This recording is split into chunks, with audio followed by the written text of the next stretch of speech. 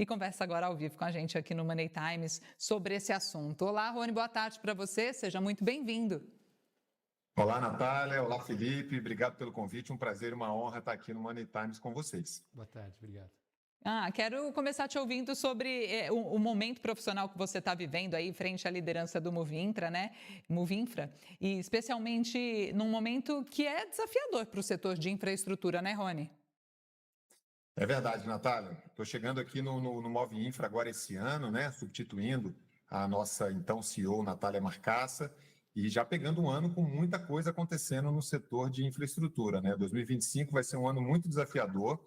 O governo federal tem colocado uma carteira muito desafiadora de infraestrutura, especialmente no campo das rodovias, também no campo dos terminais portuários, né?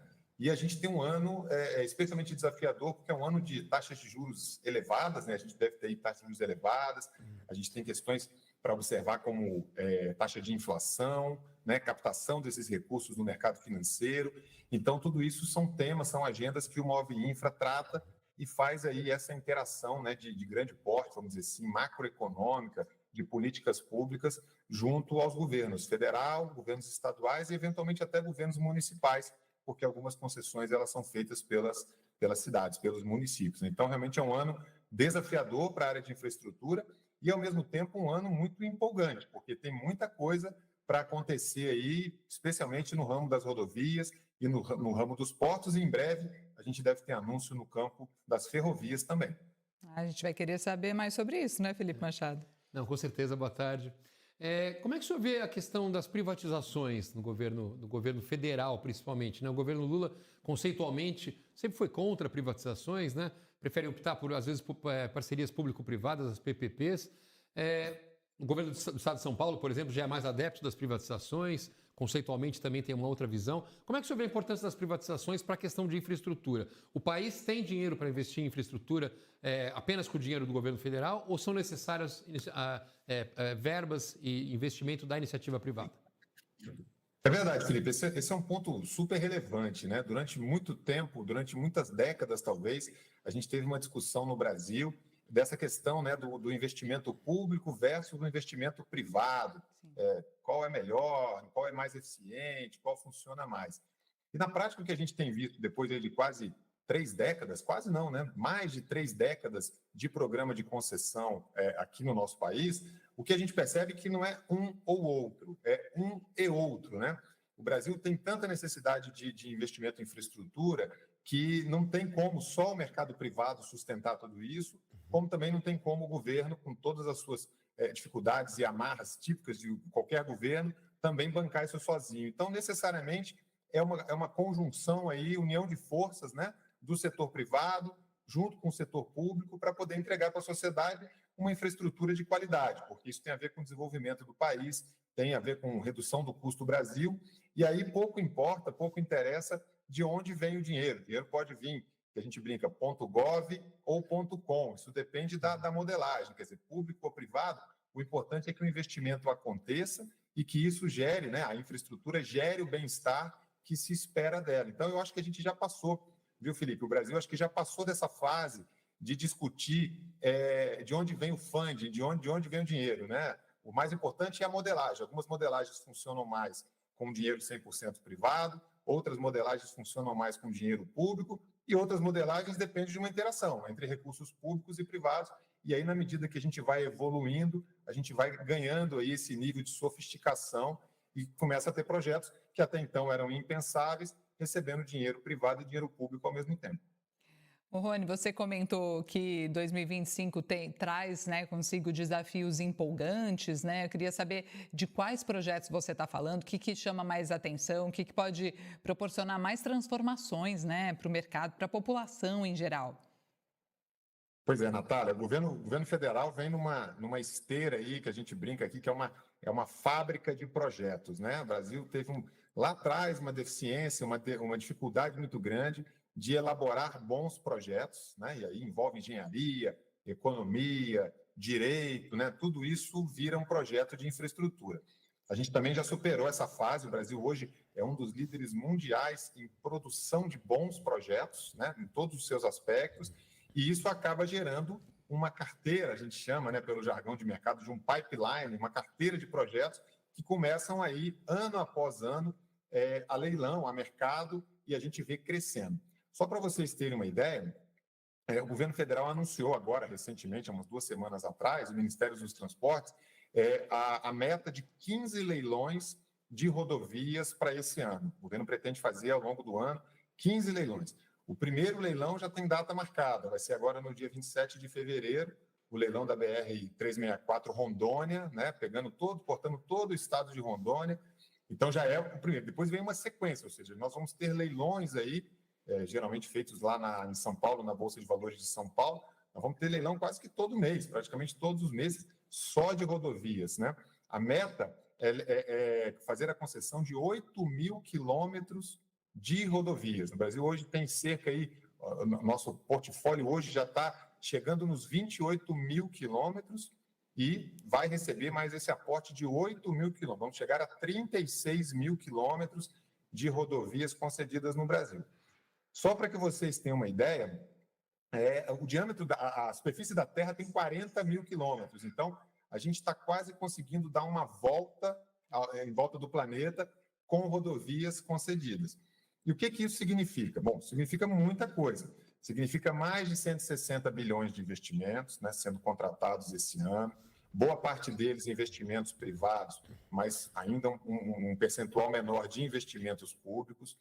Isso significa melhoria de qualidade das nossas rodovias, mais segurança para os nossos passageiros, para a nossa carga, ganhos de eficiência, duplicações de faixa, correção de traçado, que a gente chama da geometria dessas rodovias, o que diminui o índice de acidentes e de mortes nas rodovias brasileiras. Então, tudo isso é muito bem-vindo para a sociedade brasileira. O Brasil é um país que está crescendo, está desenvolvendo, é um país continental. Nós temos aí tamanho até maior do que a Europa, praticamente toda, e nós temos que cobrir essas malhas de transporte. A produção do Brasil agrícola se dá no interior do país, ela é exportada no litoral, pelos portos, a gente precisa conectar tudo isso, seja por rodovia, por ferrovia. Então, realmente, 2025 tende a ser um ano histórico para a infraestrutura do Brasil. Isso sem falar dos aeroportos, dos portos, das ferrovias, das hidrovias, né? O Brasil vai fazer pela primeira vez uma concessão de hidrovia e também da mobilidade urbana. Tudo isso a gente trabalha cotidianamente, diariamente aqui no Move Infra. Perfeito. Felipe, seu ponto. Rony, nossa, a gente fica muito feliz de ouvir todos esses projetos na área de transportes, né? Não só as rodovias, como as ferrovias, né, que são tão necessárias no Brasil, seriam tão um pouco mais difíceis de implementar, mas assim seriam tão úteis depois de implementadas, né, justamente para o escoamento de toda essa produção que você citou muito bem. Agora, que outros setores de infraestrutura você poderia citar que o governo teria projetos interessantes? Porque a gente vê, muitos você citou na área de transportes, né? Ferrovias, rodovias, portos tem um pouco mais de comércio, mas enfim, também tem um pouco até de transportes, hidrovias também poderia ter. Mas fora do setor de transportes, a gente tem alguma coisa que você gostaria de destacar? Saneamento, energia, enfim, alguma outro setor que você gostaria de destacar também? Você puxou um ponto bom aí, Felipe. Tudo isso que eu falei até agora, que a gente está comentando aqui, discutindo até agora, nós estamos falando de infraestrutura de transportes, né? Transportando aí as nossas cargas, né? As pessoas, toda a produção brasileira. Mas tem todo um outro ramo, né, da infraestrutura que também está recebendo bastante atenção dos governos, e não só federal, mas também estaduais e municipais. Você comentou muito bem aí a questão do saneamento, né? Saneamento tem um mundo de coisas a ser feitas no Brasil. O Brasil é um país que, né, demanda muita infraestrutura em saneamento para a gente poder atingir as metas, né, de universalização do serviço. E isso conversa muito com saúde, né? Porque aonde tem água tratada, aonde tem coleta e tratamento de esgoto, a gente tem uma saúde melhor, as pessoas adoecem menos, a gente dá, né, dignidade para as pessoas. Então tem um universo enorme para isso. Mas não só no saneamento. Saneamento é uma coisa de enorme porte, um porte muito grande. Nós temos coisas como iluminação pública, como mobilidade urbana, né? As cidades estão protagonizando muito nisso. Esse é um papel do Move Infra também, incentivar o que nós chamamos aqui dos entes subnacionais, né? Ou seja, tudo aquilo que não é o governo federal, governos estaduais e governos municipais. que a gente percebe no Brasil é que há uma discrepância muito grande. Alguns estados estão muito avançados nessa parte de concessões de infraestrutura, seja ela de todos os tipos, né? E alguns municípios também. Mas ainda tem estados e municípios ainda em estágios bem mais iniciais.